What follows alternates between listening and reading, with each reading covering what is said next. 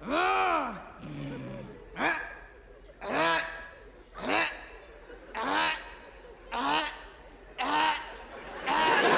вас коробка не переключается.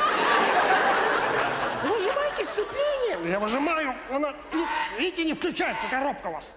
Не могу включить первую скорость.